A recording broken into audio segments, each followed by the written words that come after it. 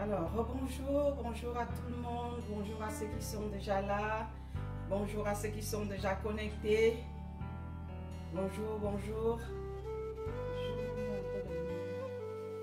Juste de ce côté.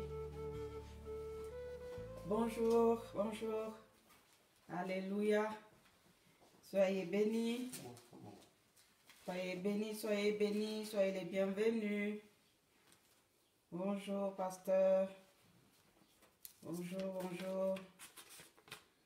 Voilà, ce matin, comme je vous ai annoncé ça tout à l'heure, là, le Seigneur m'a donné un message ce matin qu'il est venu confirmer par son serviteur parce qu'il m'a trouvé en train de méditer là-dessus. Lui, il a commencé à me dire, j'ai eu un songe. Il s'est mis à me partager ce que j'étais en train de lire. Alors, j'ai compris que c'est ça que le Seigneur voulait qu'on partage ce matin parce que après ma prière, j'ai été en train de lui dire, Seigneur, j'aimerais que tu me montres ce que j'ai à partager ce matin avec ton peuple parce que moi, je ne sais pas. Je ne peux pas imaginer les choses selon mon plan. Les plans de Dieu mes plans ne sont pas les plans de Dieu. Amen. Donc, le texte se trouve, la parole se trouve dans Matthieu 24 à partir du verset 6. Matthieu chapitre 24 à partir du verset 6. Je lis au nom de Jésus. Vous entendrez parler de guerre et de bruit de guerre.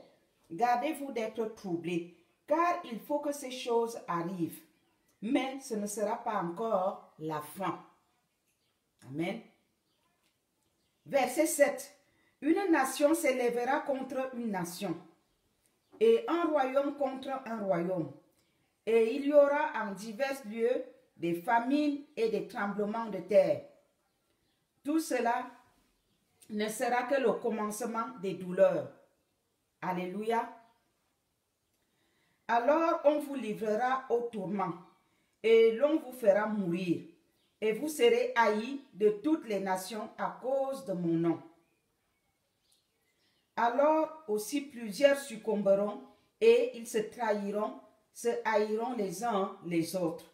Plusieurs faux prophètes s'élèveront, et ils séduiront beaucoup de gens. Et parce que l'iniquité se serait accrue, la charité du plus grand nombre se refroidira. Je vais un peu m'arrêter à ce niveau.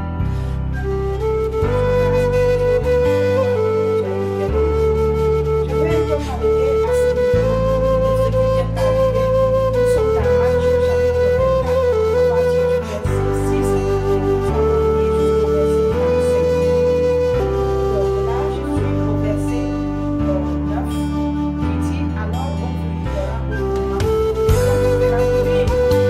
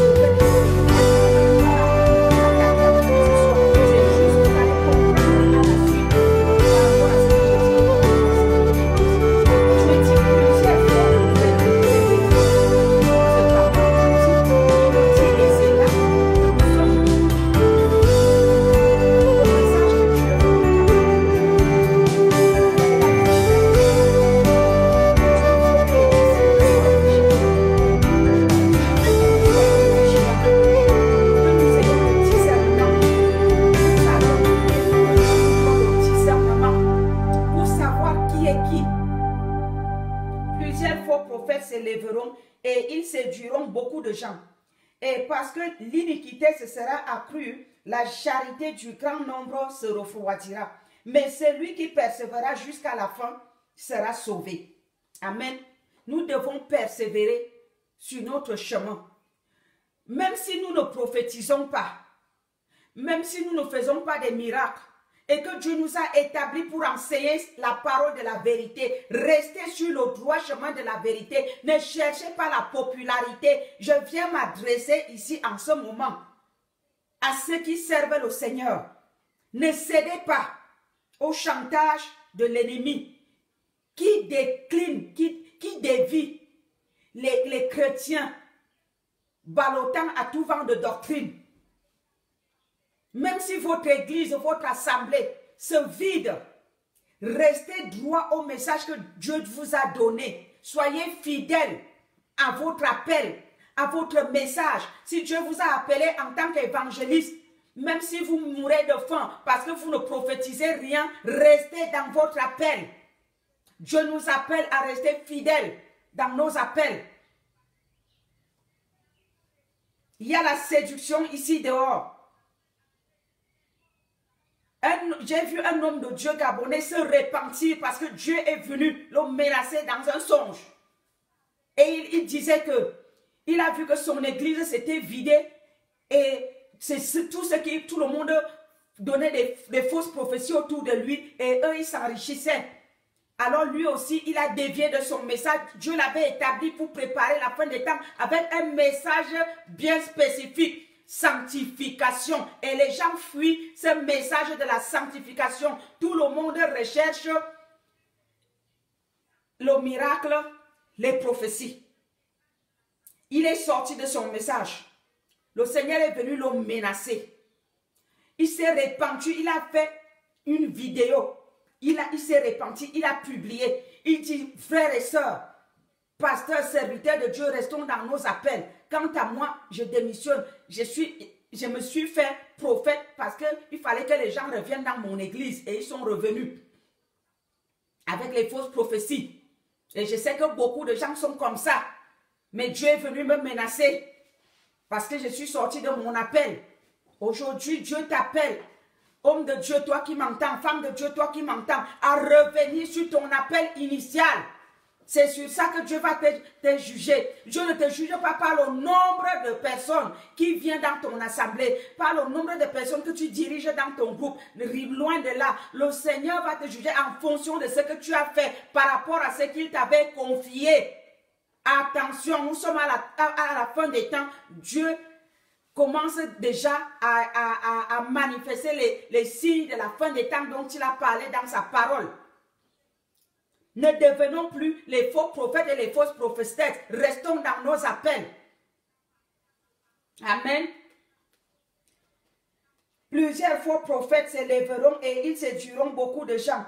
Et parce que l'iniquité se sera accrue, la charité du plus grand nombre se refroidira. Mais celui qui persévérera jusqu'à la fin sera sauvé. Quand tu es dans ton appel, même si tu fais face à des difficultés, le Seigneur est avec toi. Il est avec toi. Il te défend. Il intervient. Et il te donne la victoire. Dieu n'a jamais promis que nous n'aurons pas de persécution. Il a dit que nous serons combattus. Mais ils ne nous vaincront pas. Allez lire Jérémie chapitre 1. Verset 14. Cette bonne nouvelle du royaume sera prêchée dans le monde entier pour servir de témoignage à toutes les nations, alors viendra la fin. C'est pourquoi, lorsque vous verrez l'abomination de la désolation dont a parlé le prophète Daniel, établi en lieu saint, que celui qui y fasse attention. Alors que ceux qui seront en Judée fuient dans les montagnes. Abraham, lorsqu'il priait, il ne descendait pas à la plaine. Jésus-Christ, lorsqu'il priait, il allait à la montagne. Chrétiens, chrétiennes, disciples de Christ, serviteurs, servants de Dieu, demeurons au pied du Maître à la montagne. Jeûnons, prions. Jeûnons, prions, demeurons à la montagne sainte. Allons à la montagne sainte du Seigneur, c'est-à-dire au lieu saint. Quittons les parvis sont à la plaine. Lorsqu'on monte les 12 marches, on est plus haut. Et ça symbolise la montagne. Et c'est l'intimité de Dieu. On est plus proche de lui. On sort des bruits de la plaine. Fuyons les bruits de la plaine, allons à la montagne. Allons au lieu saint. Par sa grâce, son Saint-Esprit nous conduira plus loin jusqu'à atteindre le lieu très saint. Quittons la plaine. Verset 17. Que celui qui sera sur le toit ne descende pas pour prendre ce qui est dans la maison. Ne soyons pas la femme de l'autre.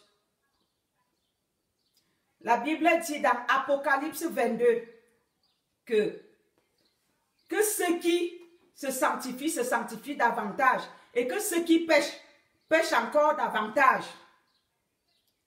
Ça veut dire que si tu as laissé les choses derrière, ne retourne plus dans tes vomissements. Les temps sont mauvais. Verset 18. Et que celui qui sera dans les champs ne retourne pas en arrière pour prendre son manteau. Si tu as laissé ton manteau dans les parvis, ne pars plus du lieu saint pour aller chercher ton manteau que tu as laissé dans les parvis. Tout ce que tu as abandonné dans les parvis à la plaine, laisse ça là-bas. Reste au pied du maître. Ne retourne plus en arrière.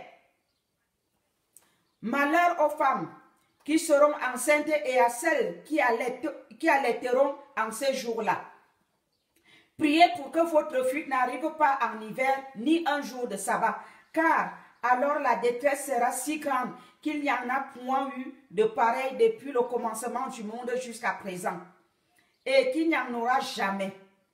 Et si ces jours n'étaient abrégés, personne ne serait sauvé. Mais à cause des élus, ces jours seront abrégés. Vous vous rendez compte? Si le coronavirus avait été l'enlèvement, combien de chrétiens allaient rester et combien allaient partir? Ce n'est qu'avec ce coronavirus que beaucoup ont pris conscience. Et je rends grâce à Dieu parce que beaucoup de nos enfants spirituels sont revenus en courant vers le Seigneur. Et imaginez si ça avait été l'enlèvement. Ces enfants spirituels seraient où? Même ces hommes spirituels, ils seraient où?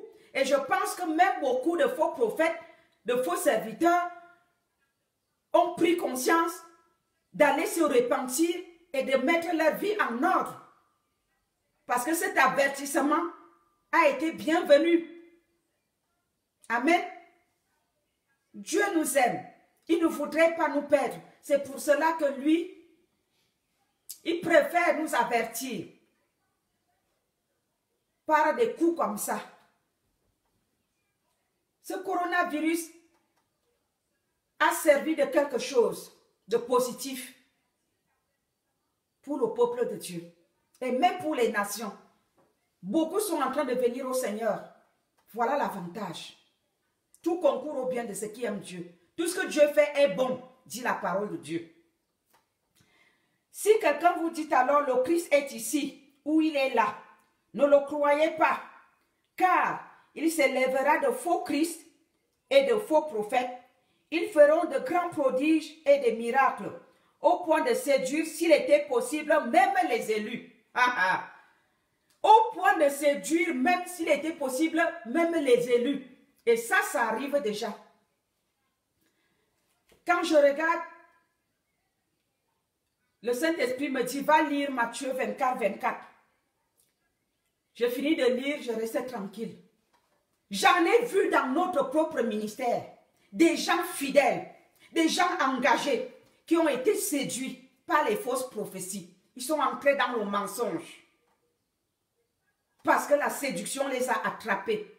Tout ceci est venu à cause de la convoitise du cœur. La parole de Dieu est vraie. Mes frères, mes sœurs, le salut n'est pas un acquis. Faites très attention. Faisons attention. Le salut n'est pas un acquis. Je vois les enfants de Dieu que j'ai respectés, les servantes de Dieu en qui j'avais mis ma confiance. Ils ont cédé à la séduction du diable à cause de la convoitise de leur cœur. Ils se sont détournés de leur appel et du chemin que Dieu avait dressé au-devant d'eux à cause de la convoitise du cœur. Faisons attention. La Bible dit bien, verset 24, Matthieu 24, verset 24.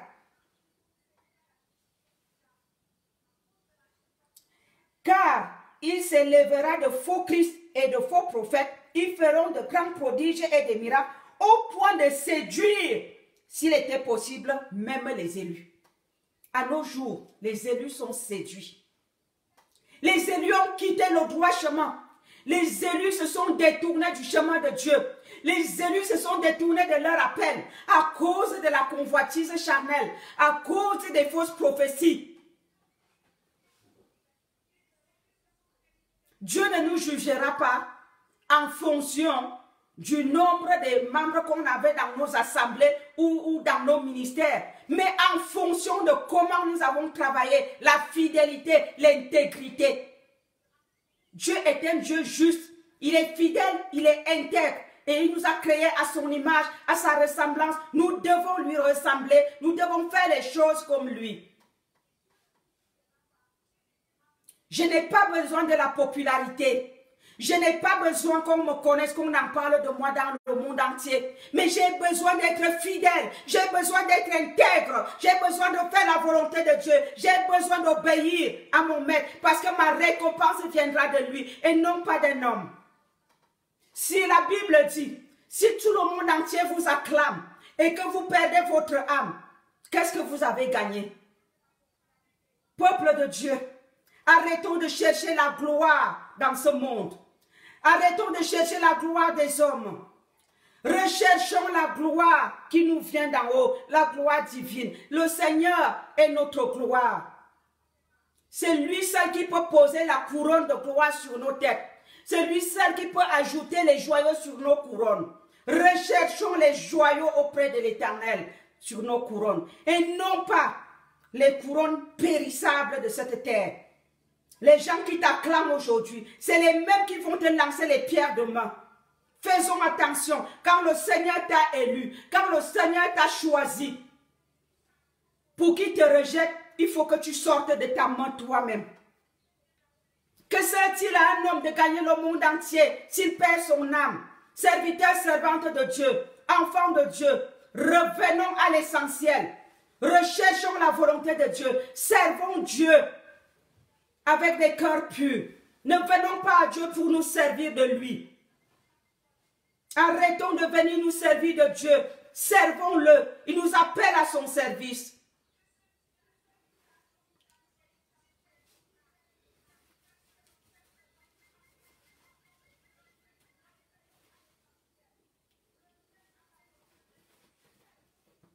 Car il s'élèvera de faux Christ et de faux prophètes. Ils feront de grands prodiges et des miracles. Et nous voyons toutes ces choses-là. Le miracle de Dieu dure. Et il ne se fait suivre d'aucun chagrin. Regardez, enfants de Dieu. Soyez sages. Depuis que vous courez à gauche, à droite, cherchant les miracles. Est-ce que vous avez obtenu ces miracles-là? Recherchez Dieu. Dieu, c'est votre miracle. C'est lui qui est le miracle et c'est lui qui donne le miracle. Dieu est la solution et c'est lui qui vous apportera la solution. Arrêtez de courir derrière des faux prophètes, les faux miracles qui ne s'accomplissent même pas. Voici verset 25. Voici, je vous ai annoncé d'avance. Si donc on vous dit, voici, il est dans le désert, n'y allez pas. Voici, il est dans les chambres, ne le croyez pas. Car, comme l'éclair part de l'Orient et se montre jusqu'en Occident, ainsi sera l'avènement du Fils de l'homme. En quelque lieu que soit le cadavre, là s'assembleront les aigles. Amen. Alléluia. Aussitôt, verset 29. Après ces jours de détresse, le soleil s'obscurcira, La lune ne donnera plus sa lumière, les étoiles tomberont du ciel et les puissances des cieux seront ébranlées. Alors le signe du Fils de l'homme paraîtra dans le ciel. Toutes les tribus de la terre se lamenteront et elles verront le Fils de l'homme venant sur les nuées du ciel avec puissance et une grande gloire. Verset 31. Il enverra ses anges avec la trompette retentissante et ils rassembleront les élus des 4 vents depuis une extrémité des cieux jusqu'à l'autre. Mes chers amis, si la trompette du Seigneur sonne et que tu es dans les parvis, dans la distraction, en train de suivre les miracles, les fausses prophéties, tu n'écoutes pas la voix du Saint-Esprit. Cette trompette ne va pas sonner pour que ceux qui ont les oreilles humaines l'entendent.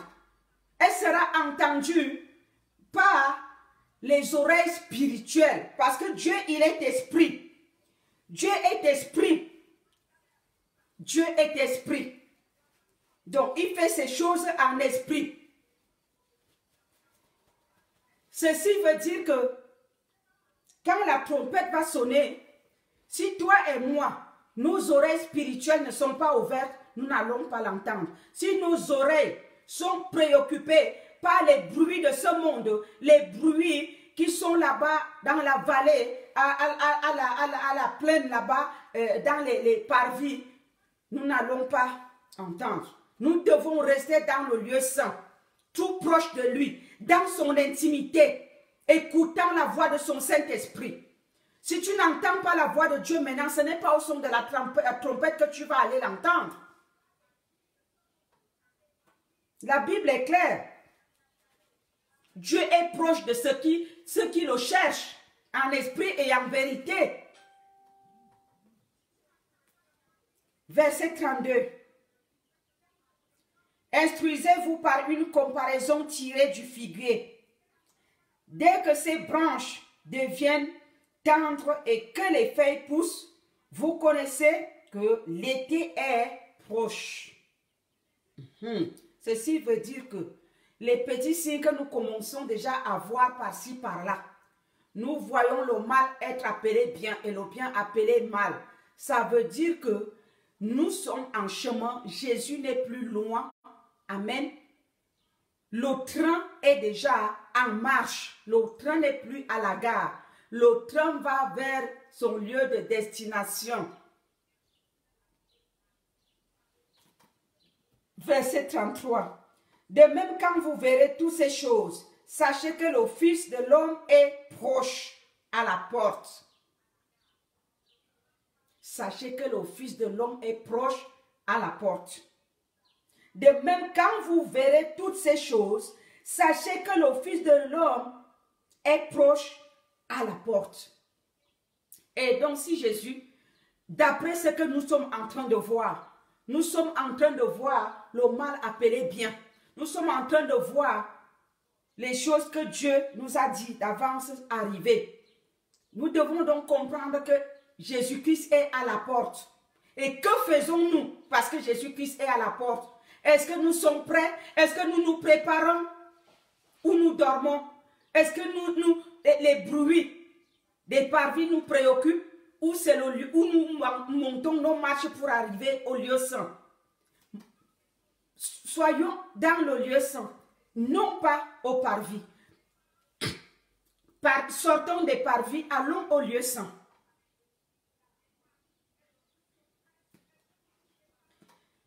Verset 34. Je vous le dis en vérité, cette génération ne passera point que tout cela n'arrive. Le ciel et la terre passeront, mais mes paroles ne passeront point. Quand le Seigneur dit mes paroles ne passeront point, nous savons que Dieu a créé le ciel et la terre et il a créé toutes choses par sa parole. Sa parole résiste à jamais. Amen. Sa parole ne change pas. Quand il dit la chose s'accomplit. Il est le commencement et la fin. Il est l'alpha, il est l'oméga. Il ne change pas. Quand il dit, la chose arrive. Amen. Je vais vous inviter à la repentance. Mais avant d'arriver à la repentance, je veux juste lire un seul verset biblique dans Matthieu 22, verset 14. Je lis au nom de Jésus. La parole de Dieu dit, car il y a beaucoup d'appelés, mais peu d'élus. Mon frère, ma soeur, serviteur, servant de Dieu. Est-ce que nous sommes des élus ou nous sommes des appelés? Nous appartenons à quel camp? Le camp des élus ou le camp des appelés? La Bible dit, il y a beaucoup d'appelés, mais peu d'élus. Et la bonne nouvelle, c'est que le Seigneur Jésus, dans Matthieu 28, il ne nous a pas envoyé faire des appelés. Il nous a envoyé faire des disciples. L'élu, c'est un disciple. L'élu, c'est un enfant de Dieu. Un fils, même pas un enfant, un fils de Dieu. L'appelé, c'est un enfant de Dieu. Mais l'élu, c'est un fils de Dieu. Et l'élu, c'est un disciple. L'élu n'est pas un chrétien. L'élu, c'est un disciple. Es-tu disciple? Es-tu élu? Ou es-tu enfant de Dieu? Partons de l'étape d'enfance à l'étape de fils de Dieu. Et si tu es fils de Dieu, tu es élu de Dieu. Et si tu es élu de Dieu, tu es un disciple de Christ. Prions. Repentons-nous.